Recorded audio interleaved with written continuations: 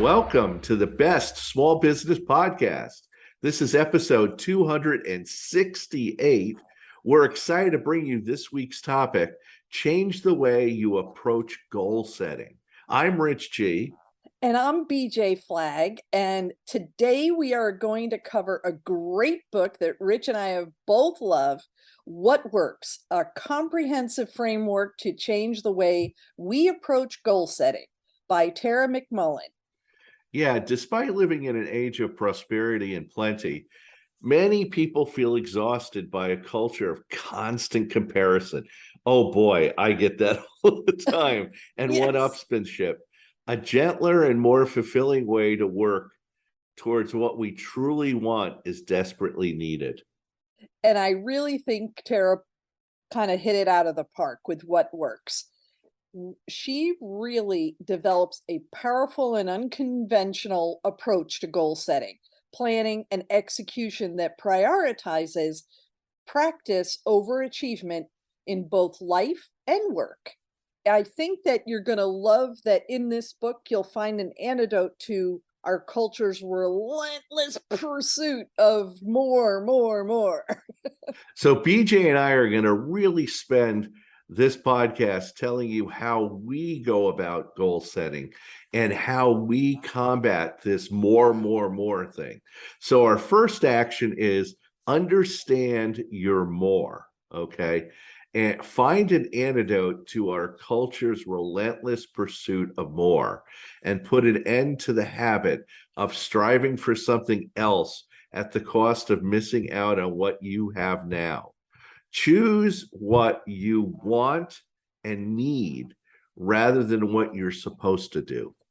And as a business owner, we all get caught up in the rat race of running our business. You have to do this. No, you don't.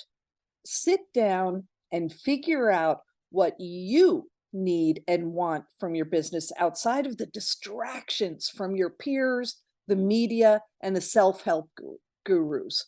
I mean, how many times have we heard? I mean, BJ, you and I have been in business for over 15 years, and how many self-help gurus, oh, you have to do this. You Right. have to do this. And Yeah. it's like, no.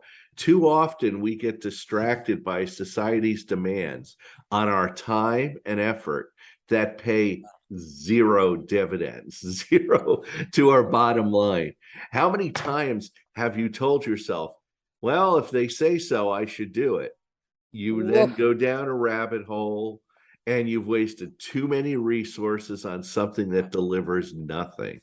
Just, bad networking meetings.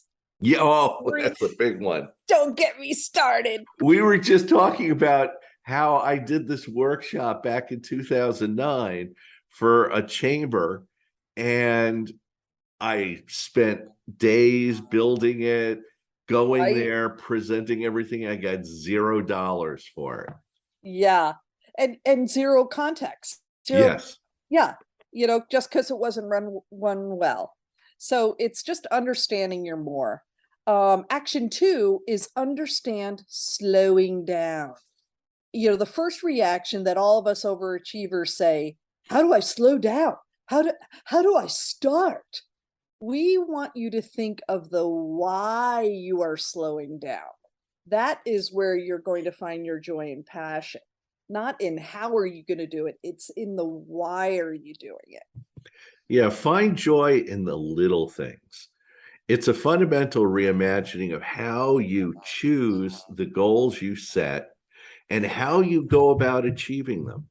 Everyone immediately goes for these big, gigantic goals, and we want you to look at micro goals with meaning.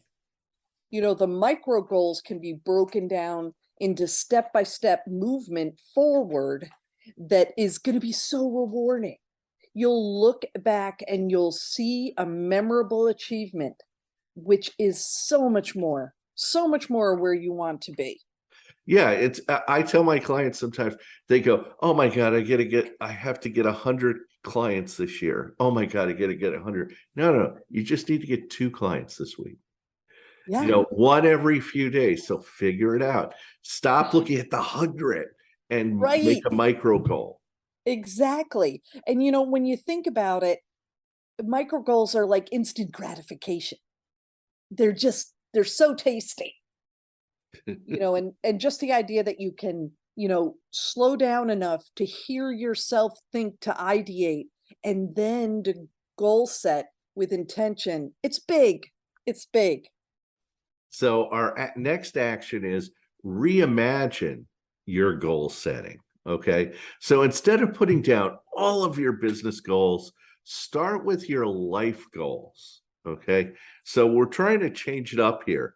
Too often we spend years setting big business goals and accomplishing them, and ultimately finding out that we're in a place that isn't fun, happy, or rewarding. How many Yeah. times has that happened to you? Oh my gosh. And we're working too many hours. We work with clients that are painful to deal with. We launch products that take up too much of our time. It's just all those things. The ultimate goal is to focus on your happiness and what positive things you can take from your business, not your Yeah. business draining you Yeah, you of need to all of make your business fun. Okay. So Yeah, when you're setting up your micro goals, make sure that you take in your happiness and your satisfaction into account when you're designing each one. If you're not motivated by each of your goals, either take a long, hard look at them or toss them.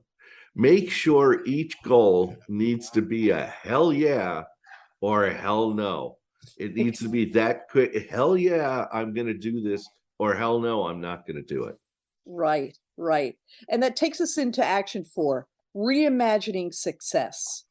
Now that you've slowed down, you've listened to your intentions, you've reimagined your goals, we have the hardest part, reimagining success. What is success going to look like in your future?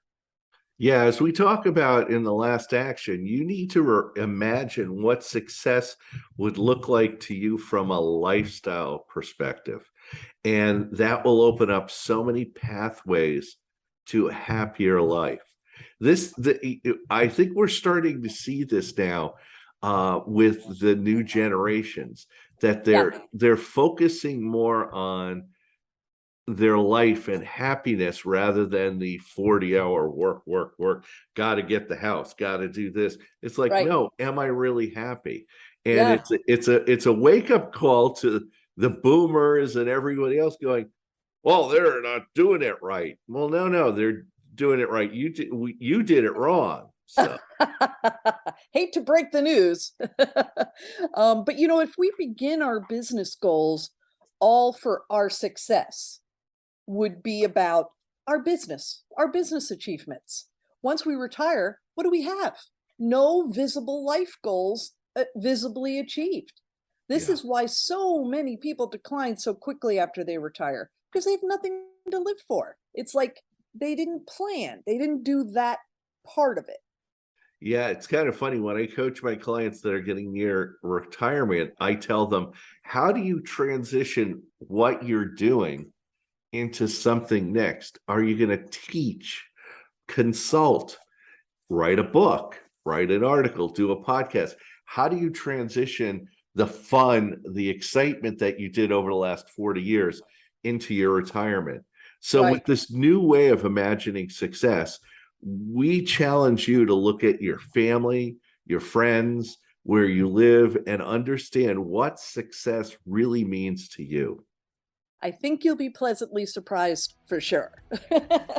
Well, that's it this week. You can reach out to me at newernew.com, and you can find Rich at richg.com. And thanks to our producer, Richard Scalzo. Have an unbelievable week and catch you later.